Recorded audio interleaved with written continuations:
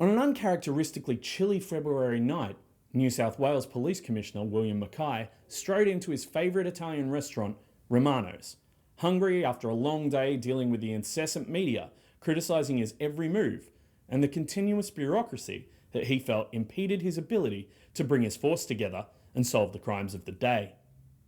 His waiter, Antonio Agostini, or Tony to those who knew him, shakily came over to take his order. A handsome Italian man, Tony knew the commissioner well, having had served him in the cloakroom at Romano's many years earlier. He also knew the commissioner had recently reopened the famous case of the Pyjama Girl. People said the Pyjama Girl looked a lot like his wife Linda, who he told everyone had left him in 1933. "What's wrong, Tony?" said Mackay. "You don't seem yourself." The outpouring of words from Antonio Agostini that followed helped solve a fiery case that had been stoked by Australian media for years. Let's take a stab at this.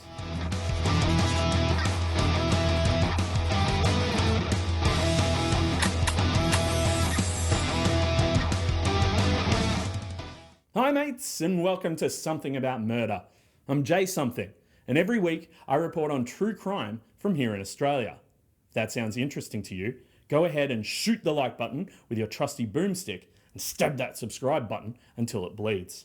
Make sure you also punch the notification bell in the face so you can get notified every time we release a new video. Our videos are also available in audio form on Spotify, Apple Podcasts, or whichever podcast platform is your favourite. Also, look, new microphone. Sounds good, huh?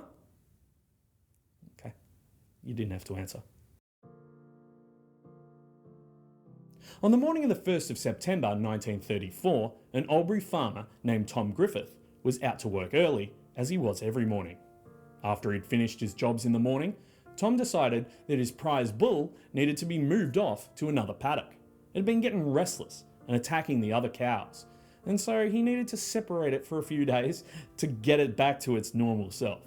So Tom looped a rope around his valued animal, and the two trotted from Tom's main paddock over to his father's property, Delaware Station, just a little distance down Howlong Road, in the sprawling pastoral plains of Splitters Creek, around 10 kilometres outside of Albury, New South Wales.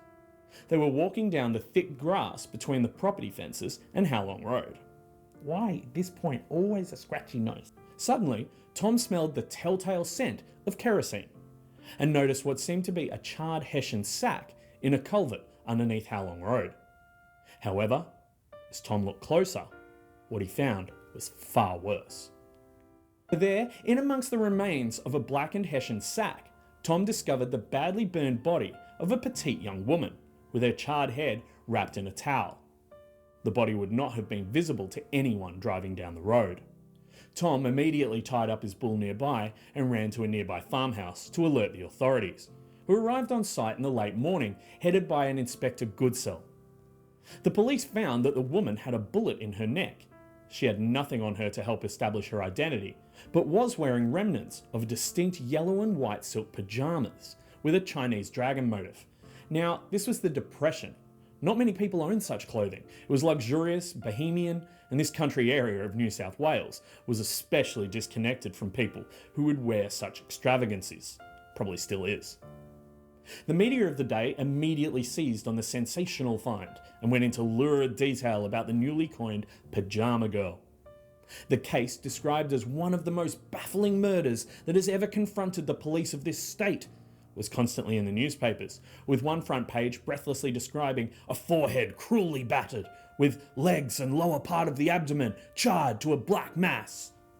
With nothing else to go on, reporters built elaborate and totally baseless fantasies around her supposed beauty, her exotic pajamas, and her fiendish murderer. So back in real life, New South Wales police were still unable to identify the woman. With her face terribly deformed by the injuries to her skull, the photograph the police circulated had to be altered to make her look more lifelike, while the newspapers were only given a sketch. After initial investigations, the body was kept at the Albury morgue and then taken to Sydney, where it was preserved in a bath of formaldehyde and put on public exhibition at Sydney University, where it became something of a ghoulish attraction. Hang on, let me put on my old-timey voice. Hundreds of people anxious to help solve the crime have viewed the body, but with no result other than personal horror, for no one who has seen it once wants to see it again. Sorry about that. This was taken from the narration of the Pyjama Girl case newsreel, considered by many to be Australia's first true crime film in 1939. Police followed every lead they could, even tracking down every woman under 40 who hadn't voted in the election held the weekend after the grisly discovery of the Pyjama Girl. In 1935, police got their first breakthrough in the case. A man came forward to the authorities to suggest that the dead woman might be a friend of his, Linda Agostini. Linda had disappeared in August 1934, a week or so before Tom Griffith walked his cow past the body of the Pyjama Girl. Other people who knew Linda viewed the body and said it wasn't her, in particular Linda's husband Antonio. He gave police the name of her dentist, and the dental records ruled out the possibility. Besides, Antonio said, his wife Linda had left him. Another identity put forward for the woman was Anna Philomena Morgan. Morgan's mother was convinced it was her, as was a Dr. Thomas Bemba, but police didn't agree.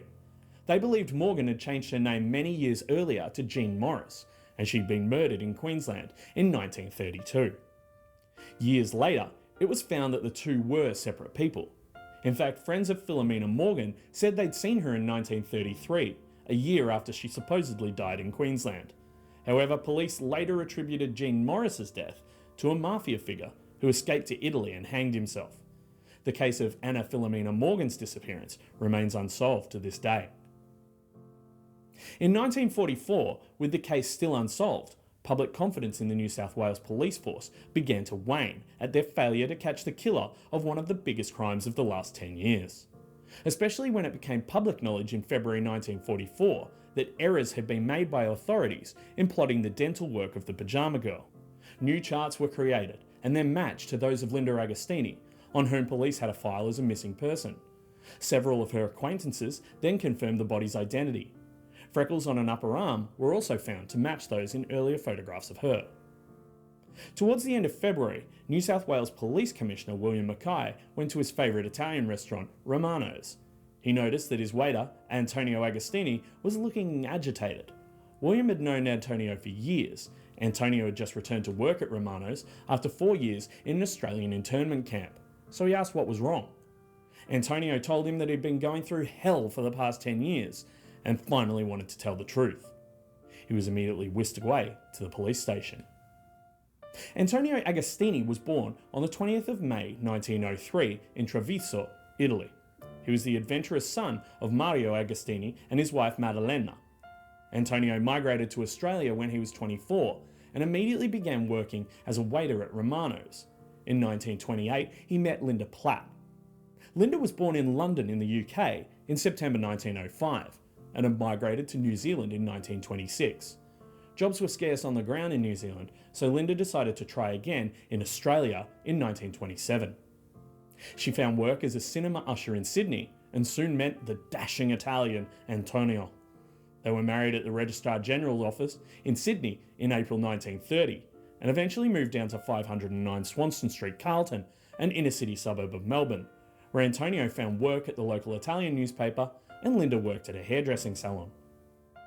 Antonio told police that he and Linda's marriage had become unhappy over the years because Linda had become a fairly heavy drinker. He said he was constantly finding whiskey bottles everywhere and called his wife's behaviour far from ladylike. The couple argued incessantly, with Antonio claiming that her drunken behaviour cost him friendships and business. The move to Melbourne hadn't changed her drinking or changed their relationship dynamics. Antonio said that Linda accused him continuously of having affairs and had threatened to kill him a number of times. One night, Antonio told Linda he had to go to Shepparton on business the next day, and he asked Linda to join him.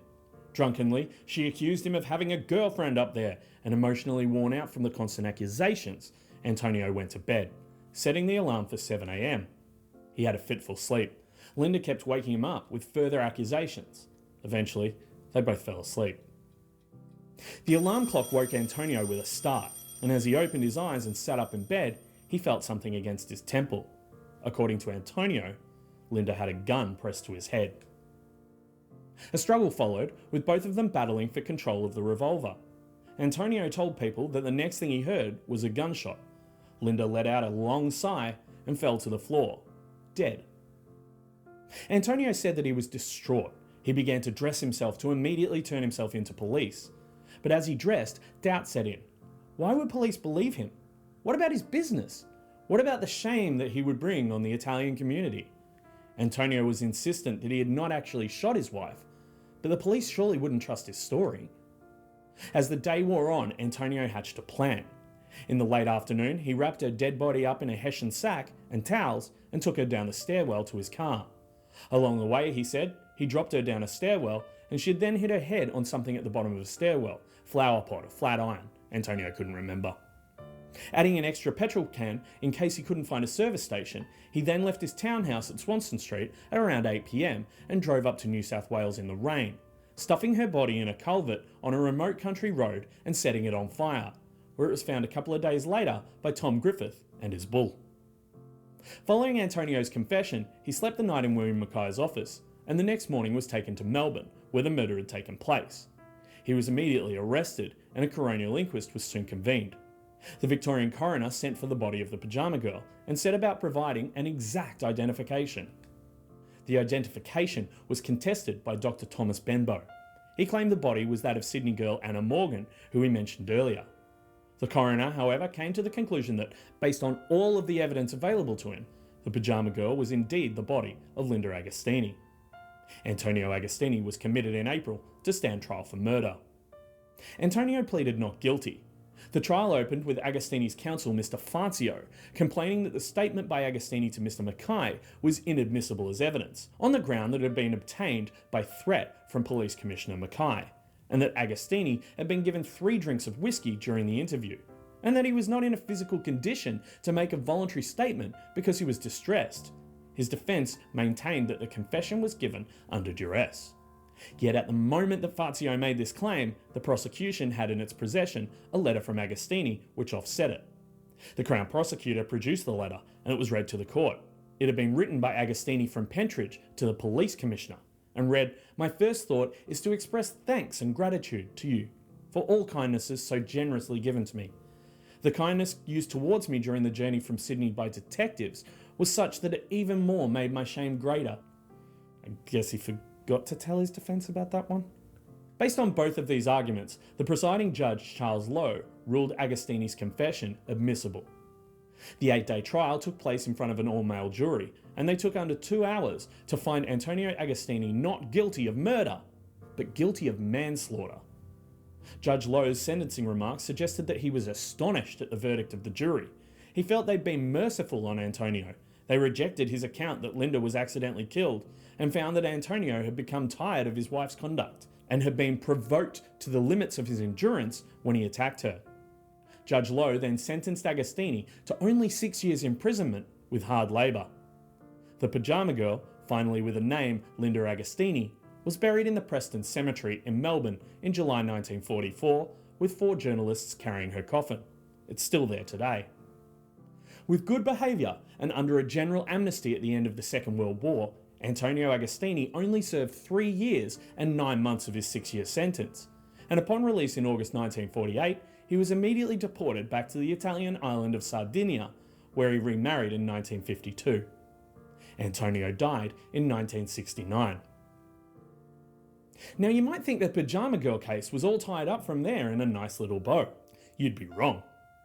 Historian Richard Evans released an incredible book on this murder in 2004. It's called The Pyjama Girl Mystery, a true story of murder, obsession and lies, and if this case interests you, you should absolutely read it.